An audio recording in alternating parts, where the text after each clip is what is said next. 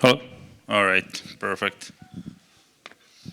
So it's so great to hear that somebody can pronounce my name properly.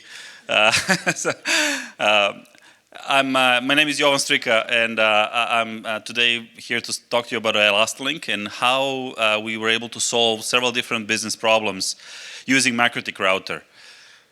So ElastaLink is a provider of technology solution, and we're focused primarily on a small and medium-sized businesses. Very unaddressed market, very large market. And what we were trying to do is to really listen to business requirements rather than offering off-the-shelf solutions that businesses have to kind of adapt and accommodate. We're looking to how to customize and really address what business needs are. And we're looking from both IT and telecom requirements and really customizing around the business solutions. And through all this over 15 years of experience working with them, we kind of step back and look into how we achieve that. And when you look at from the services that businesses are needed, we identify about 15 different IT and telecom services that every business requires, no matter what kind of sector they are. And we divided them into three categories: communication, networking, and infrastructure. So if you look at from the high level view, this is a kind of a high presentation about how that topology looks like. So we have two data centers in Ottawa and Montreal, and from there we're connecting to the major carriers, multiple backbones from voice as well as the internet and data side. And we're handling that BGP routing. We are full ISP, so we have our own IP block and space, and then we connect from our data center to customers using a private connections. And we have three types that primarily we use: fiber, DSL, or LTE. These are connection point to point, meaning that we are controlling both sides, customer end as well as the data center end. And these connections are managed completely by us, and next hop is literally customer site. And that creates a really unique way to introduce additional capabilities.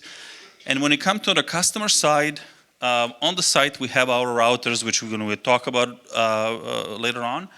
And internally there are many different type of services that customers are using, from voice to data, as well as the security or point of sale.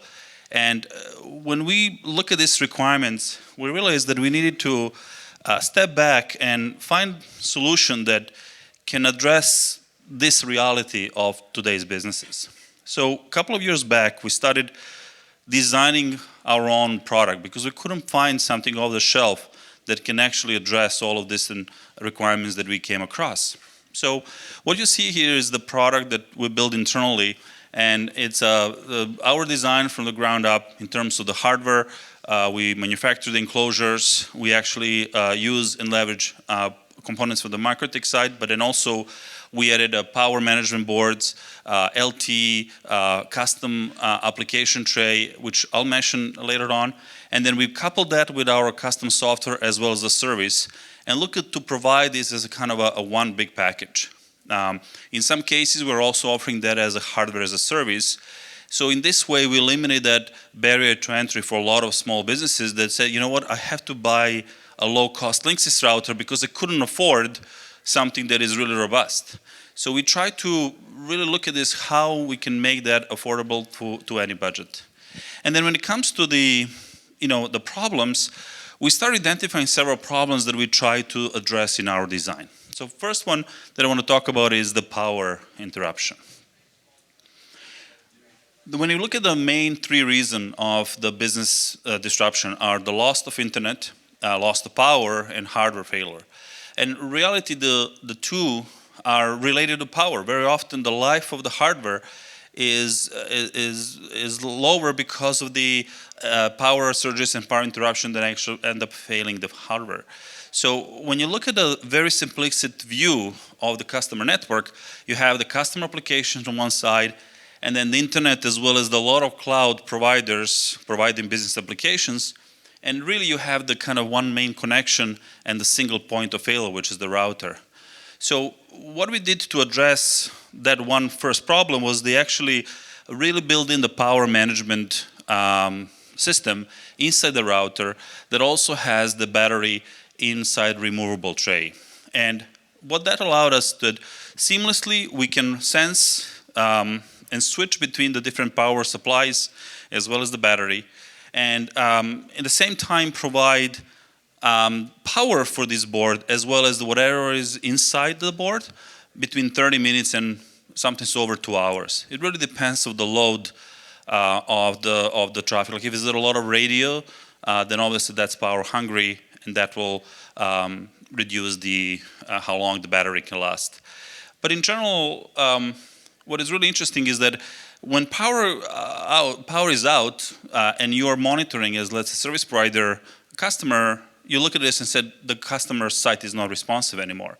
But you don't know if that's because they have internet outage or actually power failed. And sometimes we send technician and try to actually recover internet thinking there is a problem internet, and they're just out of the power. So we actually get no notification, board can provide internet, customers can continue working for a period of time, and then it can gracefully shut down once it's kind of less than 10 or 15% power left, and in that ways, provide a continuity while the power outages. So this is a interesting example. We had not long time ago a site-wide outage when tornado hit Ottawa. It was 3 days, and had an interesting report for a customer. Not only that his office and building was out of power, but actually the whole neighborhood is dark, and he was able to browse and sit on his laptop and connect it online.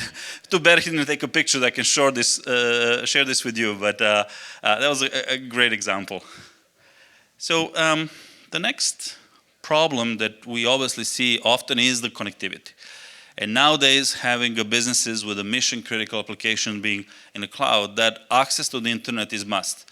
Like having only single internet connection is such a risk for the business. And some of them can bear that risk, but very often we hear the numbers. Well, my internet is down, I lost hundreds of thousands of dollars on businesses and employees not being able to work. Well, having a failover and the backup is actually quite affordable. So what we design here in terms of our services and how we provide is redundancy from the router side using the primary and what I call the backup or secondary connection. So we can provide a fiber or DSL as a primary link for the internet, and then have a second DSL or LTE as the failover. And what is interesting is that we also are able to connect these two on completely geographically redundant data centers. So what this means is that it's not just redundancy on a last mile, meaning on a customer side, but also from the data center perspective, if there is any problem and the fiber strings and switches, that can also seamlessly fail over to the next site. And we are able to manage that from both ends. And that's really critical because that allowed us to introduce very unique service, where when you have a one connection over one provider and second connection of the other, you typically get a different IP address. And very often that's actually not a public IP address. So what we end up introducing is a service that when we fail over from primary connection to backup, the IP address doesn't change. What it means is that if you have a voice service or some kind of multimedia service, the streaming or voice conversation continue without you actually realizing that it failed over. And that's really a very unique offering because it's not something that you can solve only on the router side, or you look at the other providers trying to solve on the service provider side. It's a really unique combination of bundling both hardware as well as the network side to address and introduce that unique offering.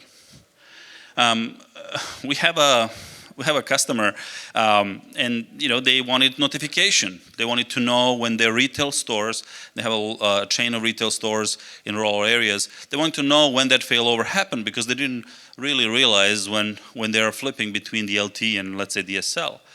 And we got one case, they had over 200 notifications in one day. And it was a very unstable connection, I guess a lot of rain that day. And it was flipping between LTE and DSL for over 200 times. And they show us report not a single a transaction, a payment transaction failed through this part, and it's about 1,000 transactions they have per day for that retail store, and that was one, and there are several different cases that you can look at on our website about customer studies and how that failover really worked as expected. So the third problem that we see across is the need for more data. More applications getting moved now to the cloud. The whole client and server architecture, it's really demanding on the bandwidth being available all the time.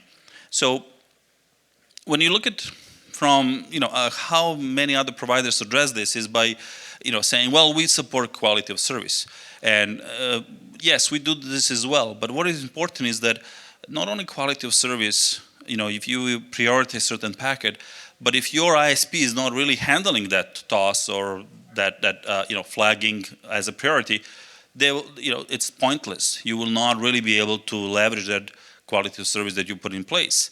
So we not only that we're able to recognize that, as well as provide a bandwidth reservation and prioritization, almost like a MPLS type of connections are providing, we're also doing both ways. So the similar concept we're doing from the data center side and being able to actually prioritize traffic in both ways. Now, another part that we see is being able to handle these multiple connections. I mentioned earlier about a failover and having a second link. We can also provide 2 PPPoE connections using one single modem, and that also brings part of redundancy. But we see very often when people are using backup connections, it's really backup, it's standby, it's not used. So we did a lot of work to actually leverage both connections, have them available. So split the traffic, separate voice from data maybe, or combine them, bond them together. But then if one fails, it can fail over to the other one. And that way you are really maximizing your connectivity you have. We are using advanced routing protocols. So for example, for site with the multiple locations between different branch offices, we're looking from OSPF as well as the IBGP. But from the data center side, we certainly are able to leverage the BGP protocol facing the other carriers and other providers. And the fact that there is a range of different routers and different type of connectivity, as well as the number of CPU, the different ports that are able to handle now up to the 10 gig connections. We're truly looking into one system that can manage from the data center side, facing providers to facing the customers, as well as on the customer end, including the switches and the access point. So it makes certainly much easier from the operation side to manage all your network ecosystem from one single code base. And in terms of the network, we deliver IPv6 and IPv4, so we're by default multi-homed, and that's something we're trying to migrate as much as we can to IPv6, but world is still stuck on IPv4, which is, as you know, quite a problem with no available IPs. So we had to kind of deal with the both networks and try to facilitate that migration. And there are some other really interesting custom functionality that we can build around the scripting and about tweaking the router to address specific business problems. Some of them are the virtual routing, forwarding, or redirection based on different type or of the source from where the traffic is coming. I know it's a mouthful, but let me give you an example. We have a customer who they have 2 networks, voice versus data.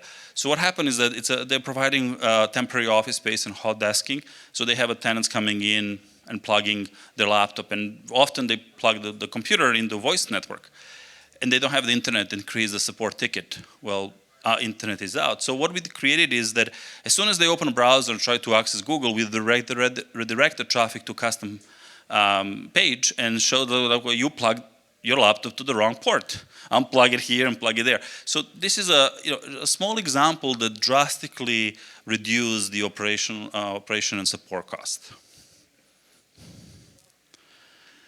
The next problem is security, and it's quite a wide topic. And I was trying to be very selective in terms of, let me give you maybe 5 bullets here, because it's a topic that requires its own conference.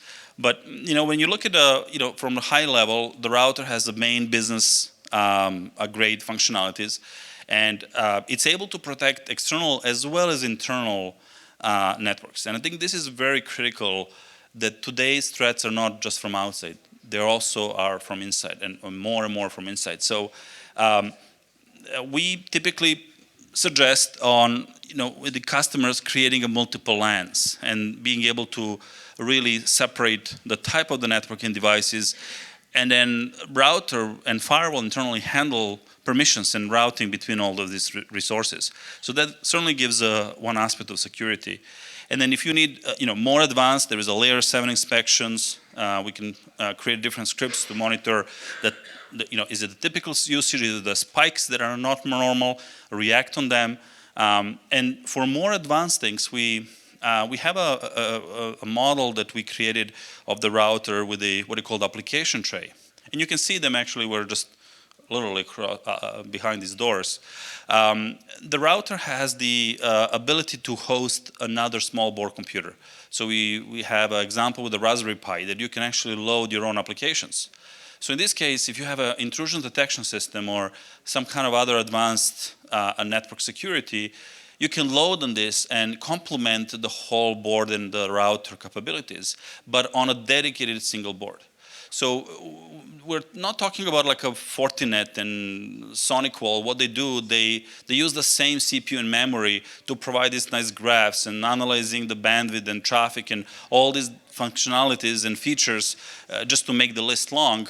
But reality is that more these applications are added are actually impacting your CPU. So it works great if you have 2 users in the network. As soon as you have a lot of traffic or there is a attack from outside, the CPU will be so much consumed that it will start dropping the network traffic.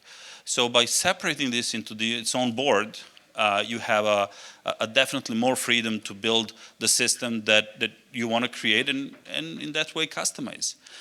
Having ability to load your own software, you don't have to be intrusion detection system.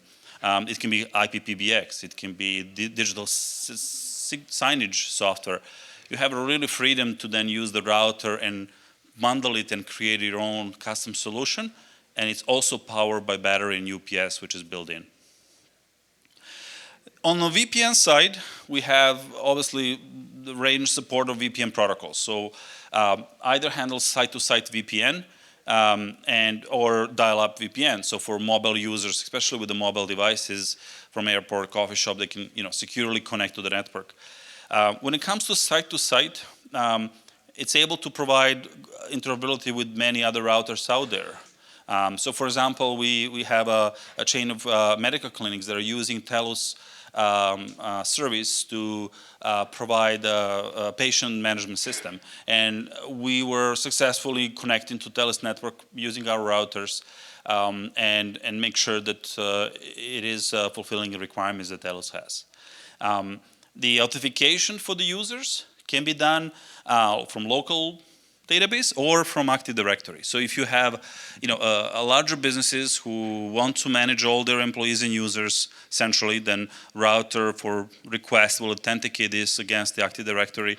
And not only that, but also provide different type of rules, classify the type of the connection or type of the users, therefore apply different firewall rules, as well as maybe provide even a specific IP address. So you have that a lot of management, and then it's based on the, for the system administrator to actually handle network connectivity, which is great for a lot of businesses. And when we look at the management, again, we can customize that access to the router. So it has a web-based interface, as well as you can use the Winbox if you're more advanced. But typically we see Winbox and other more advanced tools used by service provider where customers want a simple interface. So you can create at different levels. Manager can maybe just see who is connected, not being able to change anything. Administrator might be able to change the VPN password and see the type of the DHCP, but not really change anything where you as a service provider can have more control. And we see more and more now security policies coming from the companies. So certainly that flexibility can accommodate different policies or regulatory compliances. The next problem is about wireless. I mean, wireless workspace, I see less and less actually wired devices, and pretty much everybody is trying to get into wireless. And that creates quite a bit of problem. When you look at the business sample of the kind of generic business, when you have different areas, what we try to do is to look at how the wireless fits in the regular business environment. So from the WAN perspective, the router is capable to actually provide fixed wireless. So if there's a wireless service provider here, they're quite familiar, this can actually be used for WAN connection, as well as on the LTE side, as I mentioned, that can be used as a backup and failover. And then from the internal network, obviously, it's about providing a fast wireless. So some of the boards have the radio and act as access point integrated, but we do have needs for wireless management that goes beyond just that single device. So in this case, if there's a multiple access points that all can be managed and monitored from the router, which then reports back in the data center what the status is, as well as who is connected where, what is the signal strength. All of this is available through SNMP, and a router is sort of acting as a collector of the local stats and being able to report that in the cloud. And then on the network side, we end up having a lot of different type of SSIDs that can be provided based on the type of the use. So in this case, either private network or guest network. So many times we see businesses just giving, maybe different password and username, but actually they're connected in the same private network as the guest as well as the employees. And so separating that and providing hotspot for the guest is again a great functionality that is added. And then in terms of the authentication, when it comes to the private network, there's many different enterprise-grade authentication protocols that routers can handle. On the roaming, very important when it comes to the larger sites. Being able to use multiple access points and being able to roam between them without any dropping any packets, again, it's something that router can centrally support. From the security side, we can have completely hidden SSID and have a very specific devices based on the MAC address that can connect. And that's typically when you look at the access locks or security cameras. And then last, about as I mentioned, multiple access points.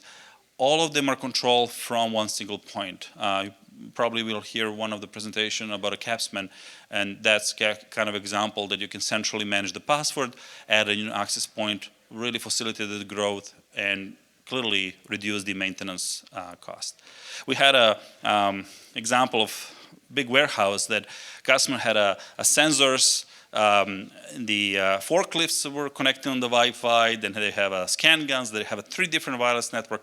It was mess. It was not performing well. A lot of noise, overlapping our frequency. So what we end up doing is kind of removing all of them, deploy the access points, 2 type of networks, 5 GHz, 2.4, different SSID. So we were able to deliver what they had and more, but with a proper deployment. And that's a capability that has many different type of access points based on the antenna, location, the requirements, and obviously the radio.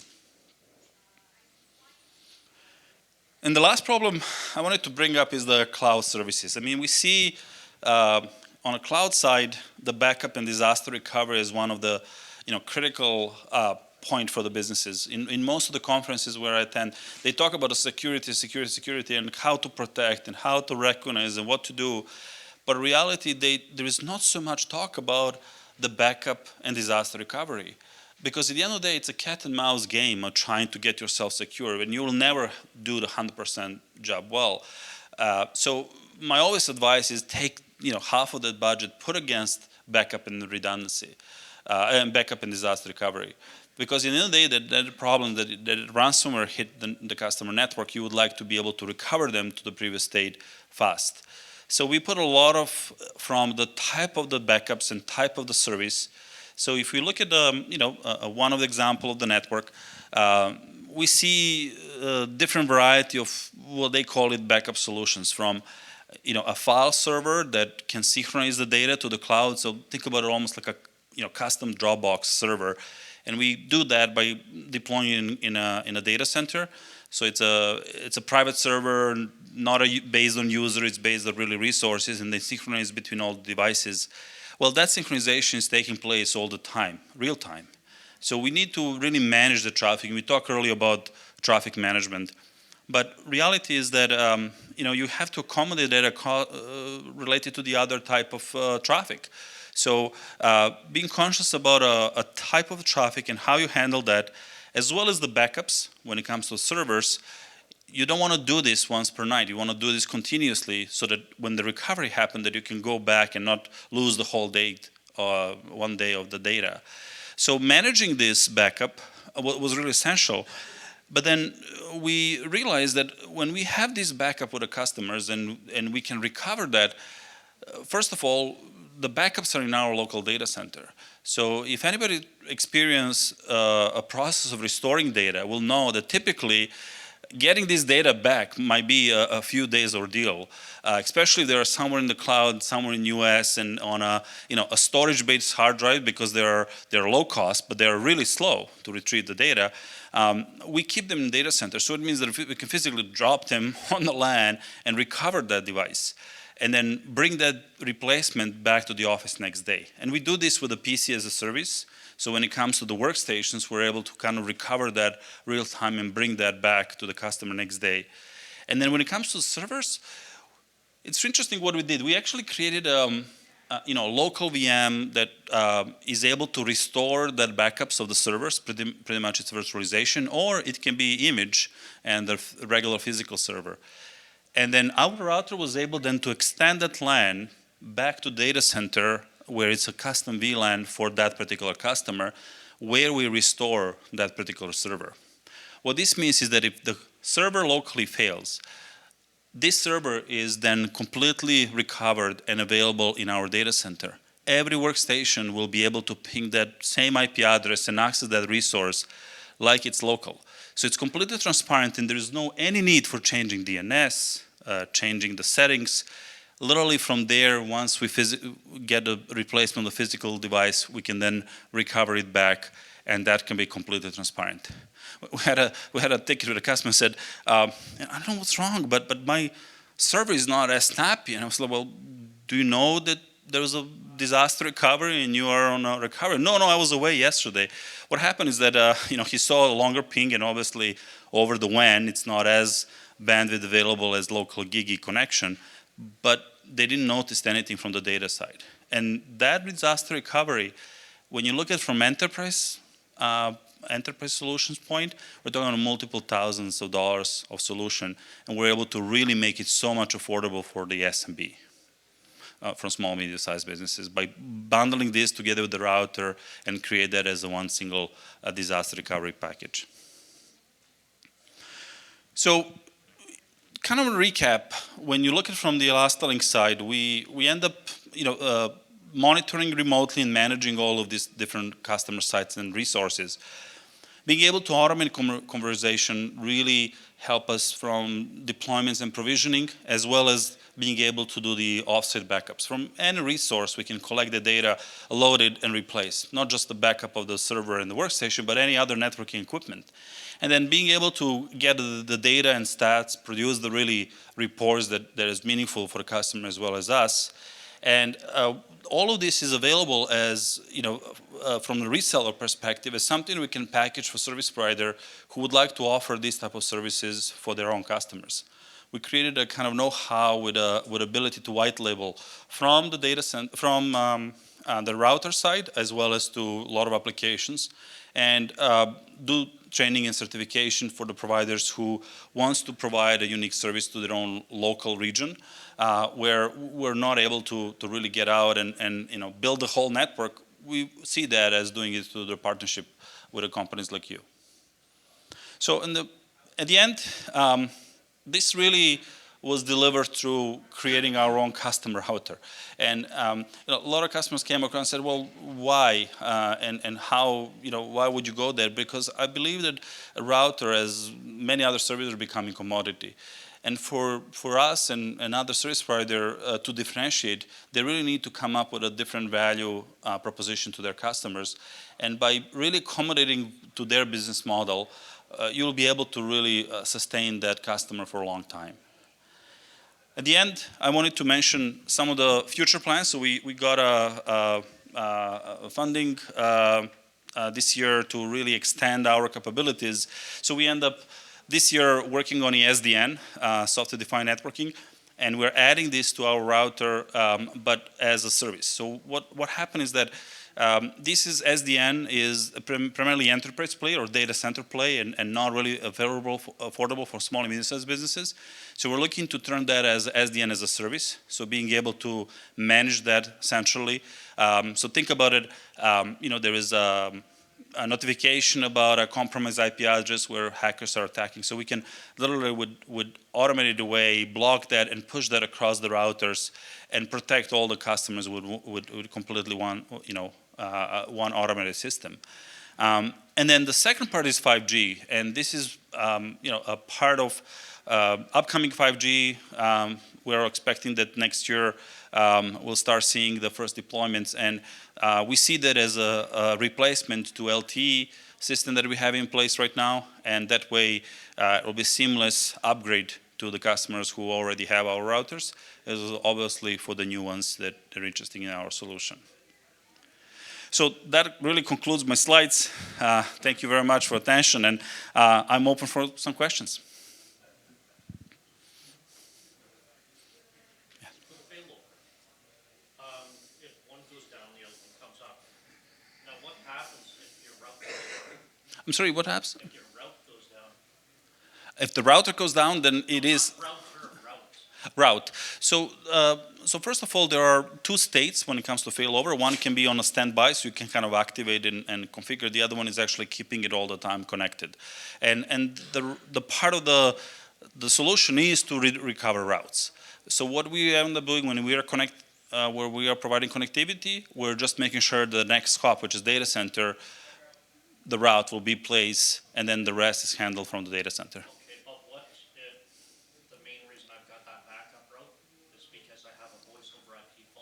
Mm-hmm. And the route to that voice over IP server goes down. So the first 5 or 6 hops might work. Right. But then the next 1 or 2 after that aren't working. Yeah, so Greg, we call it deep ping. So we implemented something so that it's not pinging just the next hop, but it's actually pinging all the way to the application side. The problem is that in the case if we hand it to for the other providers, being other backbone providers, and your voice service is hosted by somewhere else and some other provider, then we don't really have a control in that point to really deliver that differently. So if you flip over to LTE, it's actually able to bring the connectivity all the way to the data center. But if I understood your question is that if the network fails somewhere 5 hops away, somewhere in between our data center and the provider, then we really need to rely on the on the BGP and being able to redirect that through the different backbone provider. But internally, literally from router, next hop is the data center. So we handle that part. Okay, so you're not relying on Bell and Rod? No, not at all. So we're basically CRTC regulated. They have to give us access to the infrastructure. So we're managing that WAN connection, the point-to-point. It's actually not public internet. It's completely private. That's why any services that we provide in the data center, it's actually all local to our network. So pretty much, in a way, we created a sort of a private cloud with all the services that that we provide. So that includes also if we have any a website hosted or any custom application, that becomes your kind of another site that belongs to you, which is actually sitting in our data center. And all this network is completely private. It's not about a VPN and having like a traditional way you have a VPN connectivity between the sites. We can keep that on a completely private network between all your locations without overhead of VPN. I mean, nothing wrong with the VPN, but the problem is that if you try to bring a voice through it, you know that it creates a jitter and delay. Yeah, so we can split and say, you know what, if your business needs complete encryption going out, even if it's on private network, then you can VPN that segment of the data, and we can keep the voice on a private side, and then from there go directly to PSTN without hitting anything on a public internet site. Any other questions? Yeah, two questions. One, are your products running out of router OS? Yes, they do, and it was a evolution of what we can add, and so we would end up externalizing a lot of things on the scripts, and we did a meta router and used the meta router for some of the solutions, but then we moved away from it to the dedicated boards that I mentioned about, and this way we're able to complement the router and really use normal router OS capabilities, and therefore leverage all firmware upgrades and updates and that sort of thing. So it's not a custom branch. The other question is, you've done a great job in the router, the tower supplies, the UPS. What about the hardware redundancy? How do you handle that with the hardware side of it? Yeah, so great question. So there is a ERP protocol supported that can actually have a dual router and a full redundancy between the two physical boxes. The reality, when you look at the small and medium-sized businesses, they usually don't have a two WAN connections. So what we see across the board, even we can support that, we saw that most of them are willing to actually take the second router sort of offline if they want an on-site redundancy. And then when it comes to the failover, in the case if they cannot wait for the next day replacement, they can literally move the cables over, and on a first boot, it will actually collect the latest backup and provision itself. So this way is a kind of really not hot standby, but kind of cold standby. Yeah. Great questions. Yes.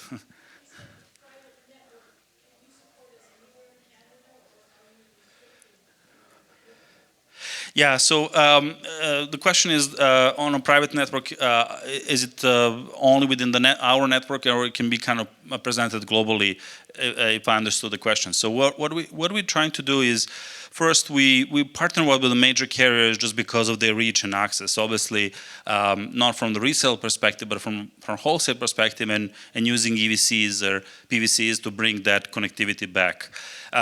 When it comes to the wireless service provider, very often we end up deploying one private link to wireless service provider network that they have their own network. So in a way, we extended that reach to your customer by providing access to your network, and you leverage that as a backbone.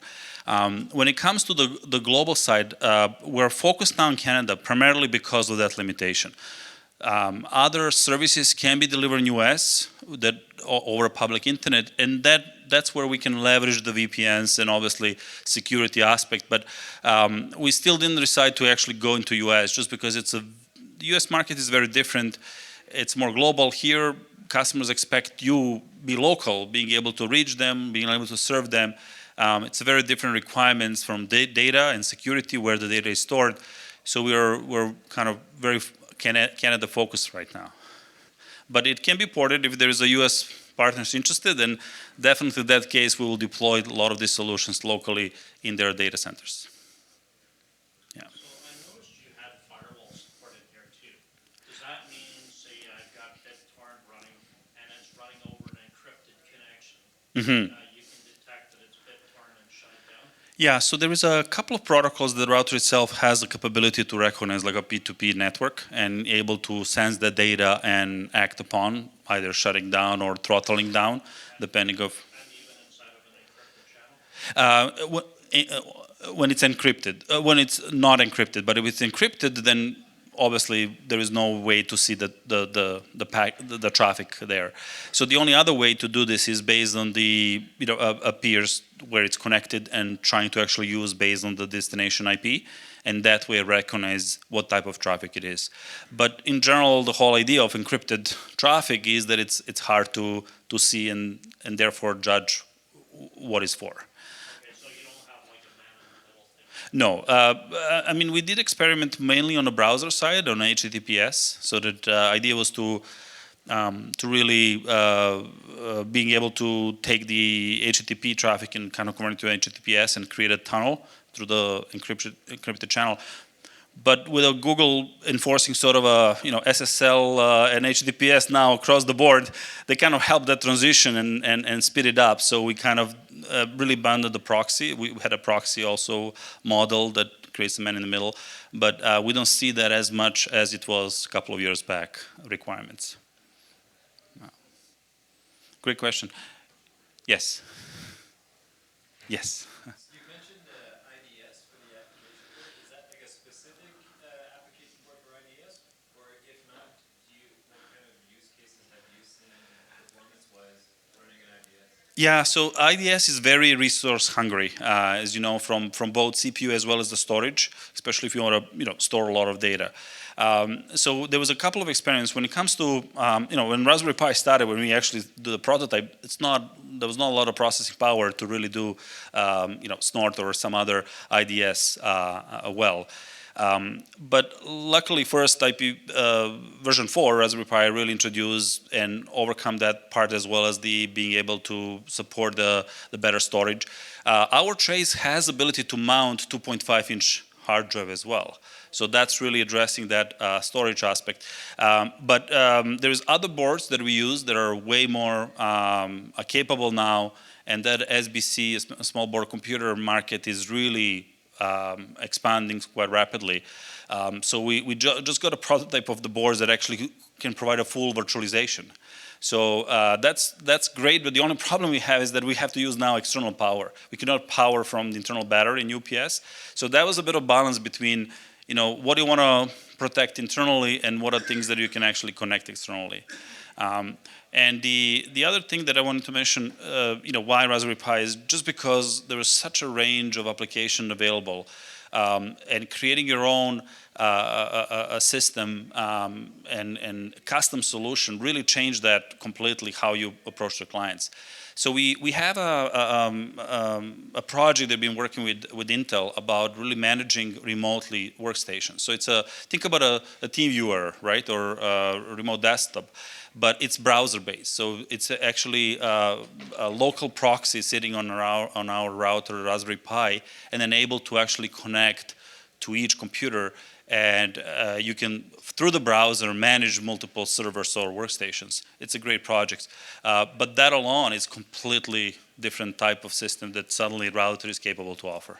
It's just a software upgrade, right? So we really focus on building the platform that can allow us to introduce new capabilities down the road. Maybe last question, if anybody else has. Perfect. Thank you very much. Thanks.